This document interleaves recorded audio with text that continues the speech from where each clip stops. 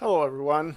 Welcome to our discussion of Chapter 1 here in Tax Accounting.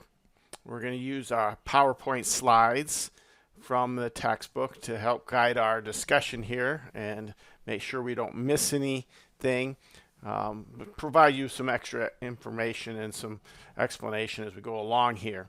So, first of all, we want to go back and give you a little bit of history of how we got to where we are now in terms of the income tax. We first had income tax back during the Civil War in a remarkable fit of restraint. Congress repealed that after the Civil War. Most of the time, once a tax has been put in place, to my knowledge, that's the only time that we've been able to go back and repeal it. Once that government has that revenue, it has a hard time giving it up. Return to that idea of a tax on income, very low rates, very situation, but it was deemed unconstitutional by the Supreme Court the next year because it violated the prohibition on taxes based on capita. So we had to pass an amendment. There wasn't enough of effort right then in the end of the 1800s. So by the time we got to the beginning of the 1900s, there was a lot more desire for this, and so we passed the 16th Amendment to the Constitution, which did away with that prohibition on that type of tax and therefore allowed there to be an income tax generally. Now, when it was first passed, it was only on very wealthy individuals in terms of income and at a very low rate. So it was not considered a real stretch for anyone, and certainly not complicated or complex at the time. However, fast forward to 2022, and the latest year that we have information, and you can see more of that in your textbook. As to how it breaks down as to how many people are in each tax bracket and that sort of thing. But 160 million individual income taxes filed in 2022. Most of those, and that goes up every year. We're at almost 100% were filed electronically. In fact, if you are a paid tax preparer, you either have to file electronically those for your client, or you have to provide an explanation why not. And that is really, and that's only if there is you do very few of those explanations. So that allows the government again to collect income or collect taxes, revenue to run the government. And that was about $2.3 trillion in 2022. So looking at the tax rate structure, how we deal with the tax rates, you calculate your tax liability by multiplying the tax rate set by law by a tax base, or the amount that's taxed. Now, there could be multiple tax bases. So I point out example 1.1 in your textbook, where Mary and George, have income of $389,000. So the first $23,000 of that they pay 10% of, and then the next $71,100 they pay 12% of, and then the next 107,000 or so, they pay 22% of. So you see that's going up. That is a progressive tax structure. The tax rate increases as the tax base, as the more the income. when they do not pay, even though they are considered to be in a 32% tax bracket, they do not pay 32% on their whole income. There's no time and on an individual taxpayer where you calculate the tax that they owe by multiplying the income by just one rate, except if it's below the 23,200, because then it's just 10%. And it doesn't matter if this Mary and George made $2 million, their first 23,200, they still pay 10% on that. All right, so they would be over the highest, and they would be paying 37% on the income over 731,200, as it says. So that's how a progressive tax structure works. All right, a couple of other options that you might run into, not as much with federal income taxes, but others. Proportional tax structure, tax rate remains the same no matter how much the income is. The example they give is sales tax, but in Pennsylvania, we have a proportional income tax as well, meaning we pay the same 3.07% regardless of income. Okay, so it doesn't increase as you make more money. A regressive tax structure, the tax rate decreases as the tax base increases. Now, they give the example of Social Security. Because of the way Social Security benefits are calculated, only a certain amount of income is considered in calculating that. And also, there's a maximum at which you don't have to pay into the Social Security system because it's not going to be counted towards your benefits anyway, so you don't pay the tax on it. And so you pay a certain rate, and then when you reach that maximum, you don't pay it anymore. So that's, I guess, goes from the 15% down to 0, and that's regressive. All right. So quick learning checks. 3 types: progressive, proportional, and regressive. Okay, the federal income tax is an example of progressive. Okay, and I skipped the one. Okay, but it remains the same. That would be a proportional. Now, we need to talk a little about the difference between the marginal tax rates and average tax rates. An average tax rate is a total tax paid on everything. So you take your total tax calculated. So you go through the process of calculating the tax, and then you divide it by the taxable income. That gives you your average. That's what you're going to pay. So our example, Mary and George, isn't going to have an average, okay, of any one rate. Not 10%, not 12%, not 32%.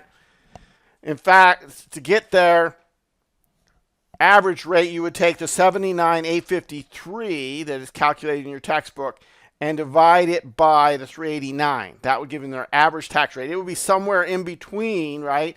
10%, which is their lowest rate, and their highest rate of 32%. But it wouldn't be any one of those.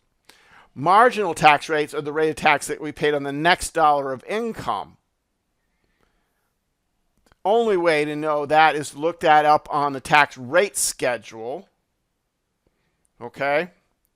So, example given, a married couple pay a marginal rate of 22% on their $94,301 first dollar of income. Because they go into the next tax bracket of 22%, at 94,301, as you see at the top of page 1.3, that income is, that dollar of income is, they pay 22% on. If it's below, say they were making 91,000, right, then their marginal tax rate is only 12%. Because that's what, one more dollar of income, they would have to pay 12 because they're still haven't reached the 22% tax rate or tax bracket. Okay, that's the difference between average, which would be the 79,853 divided by the total taxable income, and the marginal rate for Mary and George in our example is 32%, because they're in the 32% tax bracket. Now, this, our friends, becomes our go-to. This is how the tax law works. This has the tax return works, the 1040 that we'll spend time on. You start by listing income. You subtract permitted deductions from income to get taxable income. You take that taxable income and you apply the appropriate tax rates to get your tax liabilities, and then you compare that to what tax payments and tax credits you are entitled to or you have already made to determine whether you have a tax refund or a tax due with return. No matter how complex your tax return is you're working on, it's still going to follow this. Now, each of these becomes, as we go through our process the rest of this term, each of these is going to become more complex, meaning just the definition of what is included in income is going to become more complex. Permitted deductions is going to be a much longer list. It's going to start off very small, and it's going to grow as we learn more about things. Okay, this step is going to not change a whole lot. Okay, although there will be certain situations where a different set of tax rates will apply. We'll need to understand that, and then we'll also make this more complicated as we go along as well, especially tax credits, but not for a few weeks or a little while. We'll get to the tax credits. Okay, but the process is going to be exactly the same. In later couple of chapters ahead, we're going to put in some subtotals to kind of separate some of these deductions and things like that. But for the most part, this is still going to be our process. Okay, so a quick result: marginal rate is the rate of tax imposed on the next dollar of income. That's true. And if you look up, just as we were talking about, the marginal tax rate for a married couple is 22% because that's their tax bracket. They're above the 94,301 on the tax table, tax rate table. So, as you may understand, there are taxpayer file a tax return using Form 1040. And then there are schedules 1 through 3, depending on how complex your tax situation is. Those schedules flow to the 1040. Okay? And the forms and schedules all follow that same basic income tax formula. So if we were to take a quick look at a 1040, here is your 1040 as it's been approved for 2024. Information about the individual up top, filing status. We'll learn more about that in Chapter 2 that will affect our permitted deductions. Okay, dependents. We'll learn also about that in Chapter 2. And then, as we said, there will be income. As the slides are going to explain, there are certain income that is specifically listed. For instance, wages, which is what you get from your employer, a W-2 reporting wages. Other things go on here that we're going to mention: interest, dividends. Later chapters we'll talk about Social Security. Okay. Capital gains, and then that's your total income. You add all that up in the column, and then you start taking those permitted deductions, and some of those are referred to as adjustments, and those are all listed on Schedule 1. There are 3 schedules, and we'll look at that as we get into that Chapter 4. And then the standard deduction, which is the only deduction we know about or going to learn about in Chapter 1, the standard deduction.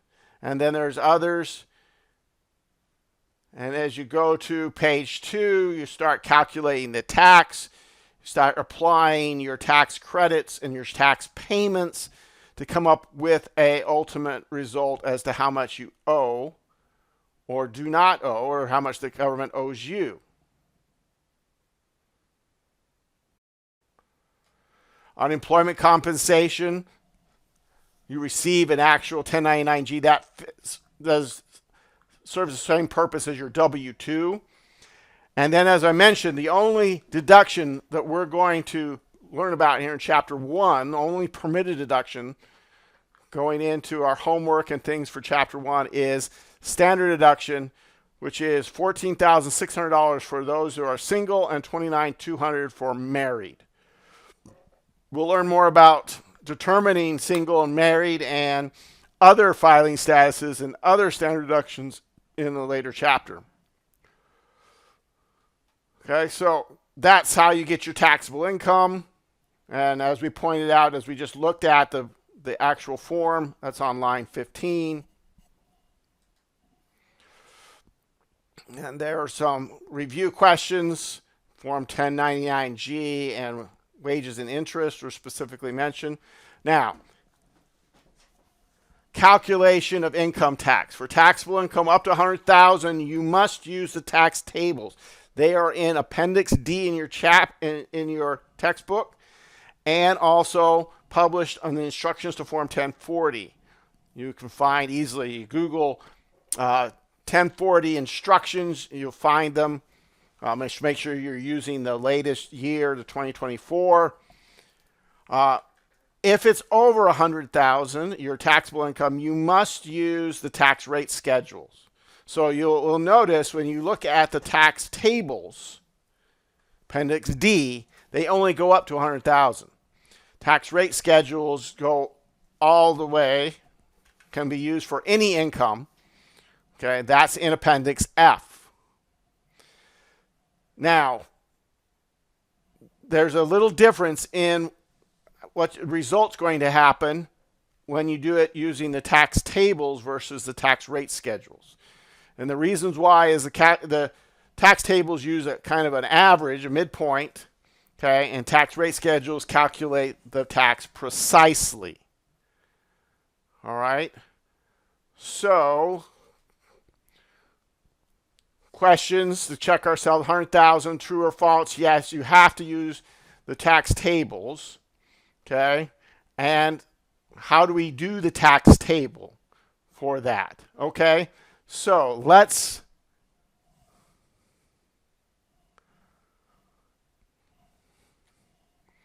go to, well, that's not where it is, the tax tables. Okay? And the problem or the question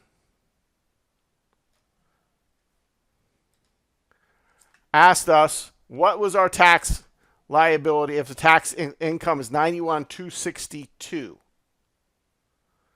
Okay, so when we go to use the tax table and we're going to be married, this is what it looks like. See these ranges of income? So we go down here to 91,000. 91,262 is right here. Okay. It is between 91,250 and 91,300. Okay, it's not exactly either one of them. It's in between. But everybody with the income in between those two has a tax liability of one of these four numbers. Which one? Well, based on your tax filing status, and it told us that this is married, and we'll revisit this idea a little bit more in chapter 2 and 3. That means that their tax liability is $10,489, which is what this PowerPoint slide says. All right? So the next slide asks us to calculate it using the tax rate schedule, which is a little more complicated. Okay? So the tax rate schedule is a different appendix, And it looks like this. First of all, we need to make sure we're using the right one. So the top one here is for single. This is in your textbook. This is for married filing jointly. That's where we need to be. Okay. And remember, we're working with income. If we go back and check it, 91,262. Okay, 91,262. To do this using the table, we would come here.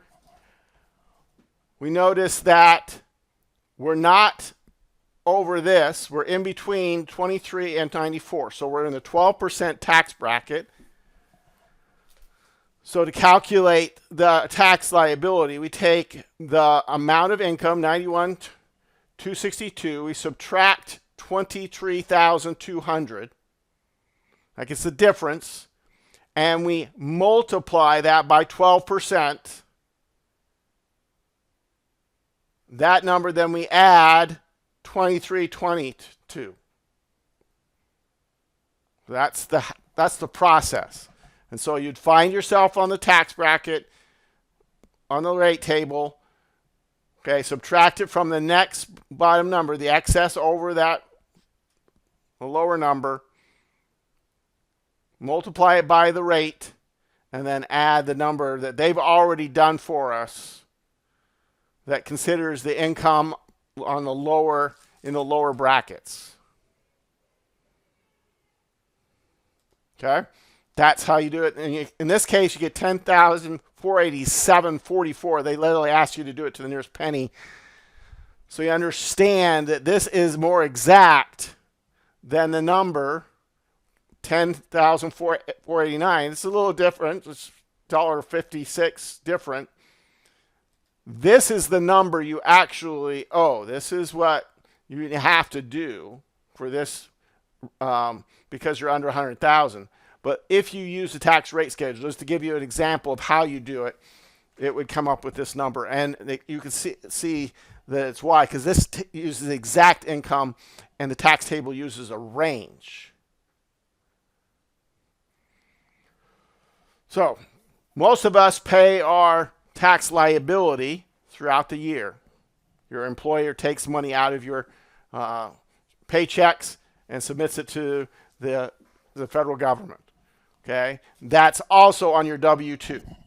So that's your first most obvious tax payment. Okay, other tax payments that are considered payments are earned income credit, other child tax credit. All of those will be covered in much more detail in Chapter 9 when those apply and when we can use them and how much they are. So the tax return is literally a way to settle up. It says, adds up all the income, figures out what the tax liability is, and then compares it to what you've already paid to see if you owe or not. That is the purpose of a tax return. Is to just settle up and tell the IRS, this is what our income actually was, okay, and this is what we've already paid. This is what we still need to pay, or what we've overpaid, and give us some of that back. Okay, you don't pay it all when you file your tax return. Okay, you can see the difference in that Brett's tax liability question. Okay, if he withheld less than what his liability is, so he's going to have to pay an extra $392. Okay, and earned income credit, like most tax credits, decreases the amount of tax liability. Thing you can't emphasize that deductions reduce your taxable income. Credits reduce your tax liability. Okay, so that's the end of the first one. The second video goes over the tax authority, how to find different tax rules, and so forth, in preparation for our discussion, graded discussions for most of the term.